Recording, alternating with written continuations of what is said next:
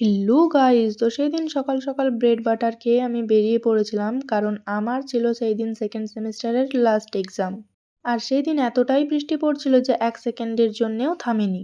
আমাদের খাতড়া কলেজে সিট পড়েছিল সালডিয়া কলেজে, আর কলেজে এক্সাম দিতে ঢোকার সময় আমরা প্রায় নদী পেরিয়ে কলেজে ঢুকেছিলাম সেদিন।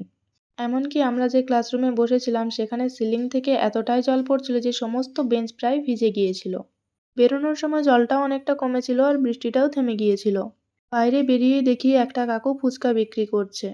তাই আমরা তিনজনেই সাথে সাথে ফুচকা খেয়ে তারপরই সেদিন গাড়িতে করে বেরিয়ে পড়েছিলাম বাড়ি আসার জন্য। আর দেখতে দেখতে আমাদের ফার্স্ট ইয়ারটা কমপ্লিট হয়ে গেল। পরীক্ষা শেষের আনন্দে বাড়ি এসেই একটু মেহেন্দি লাগাচ্ছিলাম। মেহেন্দিটা কেমন হয়েছে সেটা কিন্তু অবশ্যই কমেন্টে বলে যেও। আর জানো তো, মেহেন্দির গন্ধটা না আমার ভীষণ ভালো লাগে। দুপুরে খাওয়ার পর টানা একটা ঘুম দিয়েছিলাম, তারপর সন্ধ্যের দিকে উঠে দিদিকে আর মাসিকে একটু ভিডিও কল করেছিলাম।